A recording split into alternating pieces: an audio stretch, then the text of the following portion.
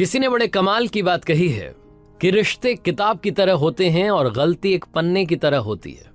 कभी गलती हो जाए तो एक पन्ना फाड़ देना, मगर उस पन्ने के चक्कर में पूरी किताब मत खो देना।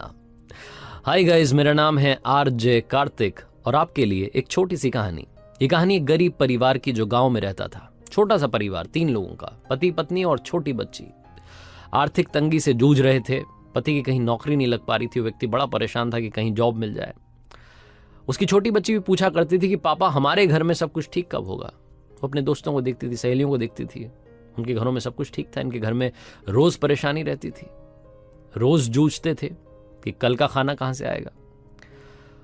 उसके पिता उसका हौसला बढ़ाने के लिए रोज उसे अपने घर से बाहर ले जाकर के एक दूर पहाड़ था उसे दिखा करके कहते थे कि बेटा वो जो पहाड़ है ना, वहां ऊपर वाला रहता है, उनसे प्रार्थना करो, वो सब कुछ ठीक कर देंगे।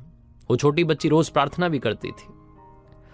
रोज वो ऊपर वाले से दुआ मांगती थी कि पापा की नौकरी लग जाए।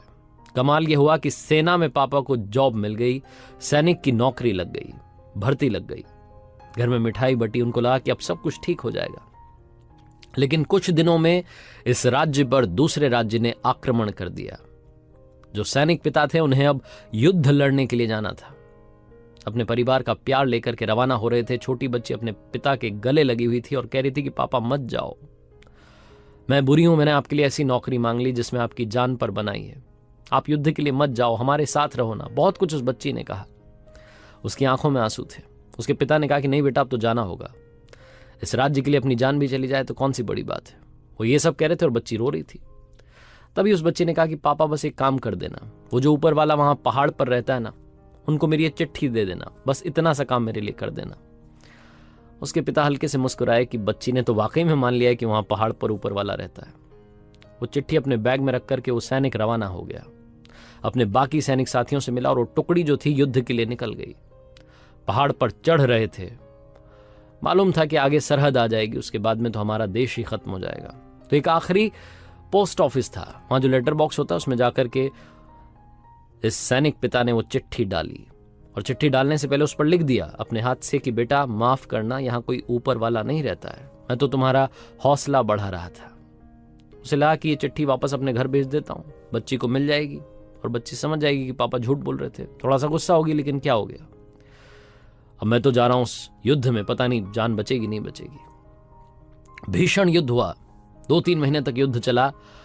एक एक करके इनके सैनिक मरते जा रहे थे। उस गांव में खबर फैल गई कि वो टुकड़ी खत्म हो गई है, वही टुकड़ी जिसमें इस बच्ची के पापा गए थे। घर में शोक का माहौल था, दुख का माहौल था, मातम था। बच्ची बहुत रोई कि ये क्या कर दिया ऊपर वाले, आपने तो मेरे पिता को मुझसे छीन लिया। 3-4 महीने के बाद घर के दरवाजे पर एक व्यक्ति आकर के खड़ा हुआ, पतला दुबला सा, हाल बेहाल, फटे हाल, ऐसा लग रहा बहुत किसी ने मारा है। बच्ची पहचान गई, दौड़ के गई और पापा के गले लग गई, बोली कि पापा आप तो वापस आ गए। इसके सैनिक पिता को सामने वाली जो सेना थी वो बंदी बना करके ले गई थी, जिंदा पकड़ के ले गई थी, बहुत मारा था। जैसे तैसे व्यक्ति वहां से जान बचा करके भागा और घर वापस आया। पिता और उसकी पुत्री, ये बाप बेटी का मिलन हो ही रहा था कि तभी एक तीसरा व्यक्ति आया जो कि डाकिया था। वो आते से ही बोला कि माफ करना, वहां ऊपर पहाड़ पर युद्ध चल रहा था, इसलिए वहां से डाक नहीं आ पा रही थी, चिट्ठियां नहीं आ पा रही थी। और तभी उसने एक चिट्ठी इस व्यक्ति को दी। वही चिट्ठी थी जो इस व्यक्ति ने अपने घर के लिए वहां से भेजी थी, जिस पर लिखा था कि बेटा माफ करना, ऊपर वाला नहीं होता है, मैं तो तुमसे बस हौसला बढ़ाने के लिए बातें कहता था। ये व्यक्ति उस वक्त रो रहा था, आंखों में आंसू थे, अपनी बच्ची से इतने दिनों के बाद मिला था। उसी इमोशनल लम्हे में इसने वो चिट्ठी खोली और पढ़ना चाहा कि बेटी ने क्या मांगा था। और जब चिट्ठी खोली तो उसमें बच्ची ने लिख करके भेजा था कि हे ऊपर वाले, मेरे पिता को युद्ध से वापस सही सलामत भेज देना। वही सही सलामत व्यक्ति वहां घर पर खड़ा था, अपनी बेटी से मिल रहा था। उसकी आंखों से आंसू रुके नहीं। छोटी सी कहानी है, लेकिन हमें सिखाती है कि जिंदगी में विश्वास है तो आपकी दुआ कबूल होगी।